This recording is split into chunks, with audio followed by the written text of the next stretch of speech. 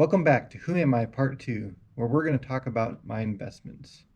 Today we'll be talking about my real estate investments, we'll go into my different rental properties, and we'll be talking about my small stock portfolio that I have so far, mostly in retirement.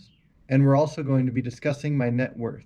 Net worth is going to be a series I'm going to start doing at the beginning of every month, talking about how my net worth has grown or decreased and where we plan on getting it to. Today will be the starting point, showing where my net worth has gotten to so far, so we have something to build on as the months go on. Thanks for joining me. Now, before we get too far into this, I want to remind everybody that this is for entertainment purposes. This is just my current investment strategy as I've tried to figure it out on my own. I am not an expert, and I do not know what I'm doing, but I'm trying to figure out as I go. And I know a lot of us are that way, and so I want to share my story. If you missed part 1, where I talked about my experiences getting me into the idea of financial independence, feel free to go back and watch that. We're going to pick back up where I left off, talking about what I'm calling the Dave Ramsey house, the one that we bought that was financially correct for us. I'm going to give you some data on what that purchase was like, what we spent, what it's grown to now, and all of that. So let me get my data here, as it's a lot to remember. Our initial purchase of that house was back on June of 2014.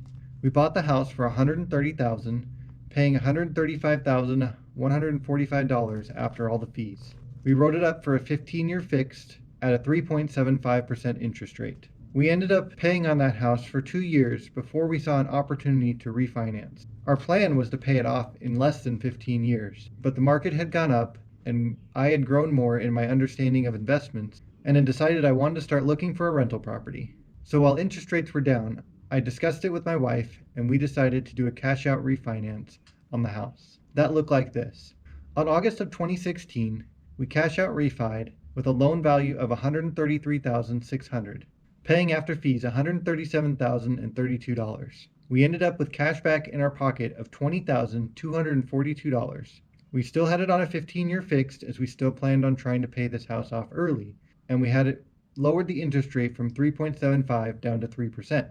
With this $20,000, we were able to start planning for our first investment rental property.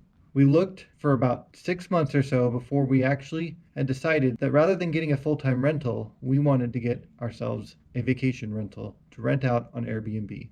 You see, with my wife switching jobs, she no longer had a 401k, and she'd been putting the money aside that she normally would have been putting towards the 401k, so we had a decent amount saved up. We started looking at potential places that could be, 1, a vacation home for us to go stay at, and 2, would be a good spot that people would want to rent. Our plan was to have a vacation home that we could rent out if we wanted to, but we could afford the mortgage without having to rent it. That way we knew there was no stress on having to rent this home. We looked at quite a few places, but eventually found this nice little cabin on Harstein Island.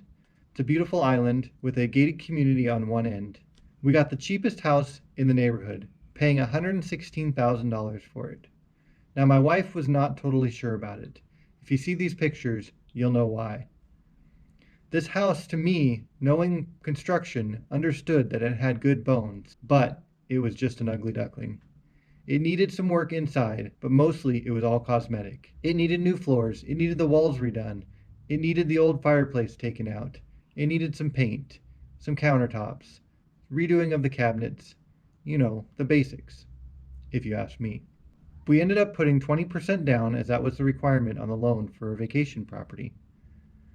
We did get a 30-year fixed with a 4.5% interest rate, which I felt was still pretty good. Seems how it wasn't going to be our primary residence. I ended up putting about $5,000 into this house, renovating it, because I did most of the sweat equity myself. If you look at the pictures now, you'll see that it is quite a bit different, and it is actually something people would want to rent, and people do rent it. Quite a bit, actually. Now, not so much in this day with all that's going on, but it gets pretty busy out there normally during the summer, so it'll pick back up once this is all blown over. But again, if you remember, I said we bought this place cheap enough that if it doesn't rent, we can still afford it. And that was a good plan, I think, in the beginning, because that means that while we're not able to rent it out as much with nobody traveling right now, it still means that we're not having a hardship on us having to pay this mortgage on top of everything else. Seeing that the cabin rental was going well, and it being a couple years, I started to get itchy again for buying another place. I start putting the little feelers out there, looking at stuff online, sending pictures to my wife, suggesting this and that. She says, "Yeah, but we're not actually going to buy, so don't get your hopes up." Or, "Yeah, I really like this place though, and we don't really have the money to buy right now." And then we did. I found us a duplex, a beautiful house sitting on top of a hill in Bremerton. It's got a beautiful mountain view, some slight water view, and it's a duplex, so I can house hack. Yep, I now have another rental. But I don't just have one more rental. We also decided to keep the Dave house and turn it into a rental. So I go from a vacation rental to 2 years later having a duplex and a rental property. Now we're living in part of the duplex, and my sister-in-law and her husband are actually living in the other part. So I think that's a pretty solid renter if you ask me. We get along very well together, and we actually do family dinners every night where we switch off who makes dinner. So it's working out pretty well. Now we did pay a pretty penny for this duplex. I can already see that it's going up in value, and I think it was definitely worth the spend. I know, you want to know what I spent on it, so here we go. I spent $451,725. After fees, it came out to $458,811.71. I never thought I'd be buying a $500,000 house. I thought for sure my next house was going to be 200,000, 150,000 again, somewhere in there. So when I ended up buying this house, I thought I was crazy. We ran the numbers, we looked it over. It's essentially two houses, so I mean, I guess you could say I spent 225,000 on a house, right? Times two. But we ran the numbers, we were approved for it, and we could make sure that we could still afford it within our budget. We put 10% down, meaning we do have to have PMI for now. Don't worry, I'm working on getting rid of that as soon as possible. It's a 30-year fixed at 4.75%. Now, interest rates had gone up, so it is a little bit more of it than even the other cabin and the original purchase. But I now have a rental property at a 3%, a vacation rental at 4.5%, and another rental duplex at 4.75%.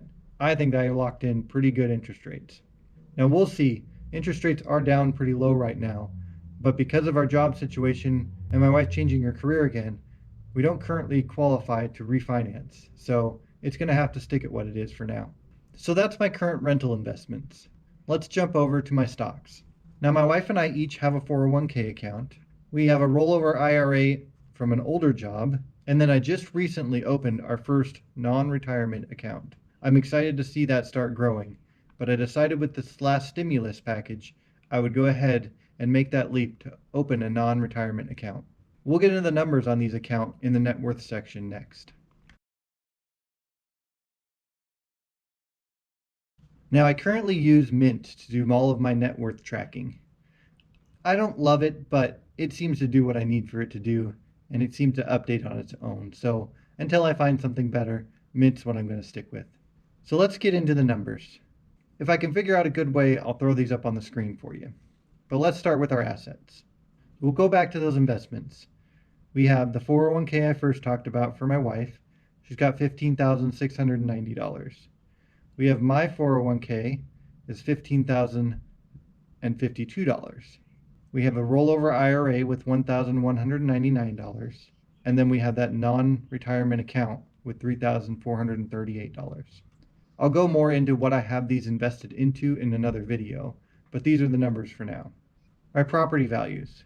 So currently, the duplex is valued at $518,041, and these are the Zestimate numbers that Mint pulls in, so I'm just going to use those because that's what it uses. We have the Dave house at $271,831. You can see how good we've done on that one. And then we have the cabin rental at $141,650. Now I think that's actually pretty low. The community hasn't had a house sell for under $200,000 for a couple years now. So I think I could pretty easily get $200,000 if I wanted to sell it. But we'll go ahead and leave it low, and I'm sure some of these other numbers might be a little high. We have two vehicles, a Honda Fit and a Ford F-150. both older vehicles. It's estimating one at $5,090 and the other one at $2,535. I'm not looking to sell them, so I'll just leave those at the numbers they have. I know some people take vehicles out of their net worth, but I don't feel like subtracting them out of what Mint uses for their numbers. So we're going to keep them in for now. As far as my debts, I'm debt free besides the mortgages. We'll start with the duplex since that's what we started the other. Current mortgage on the duplex is $445,349. The current mortgage on the Dave house is $101,370.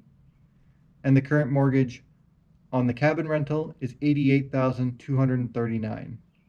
The only other thing we have added into this net worth is an emergency fund of $10,122.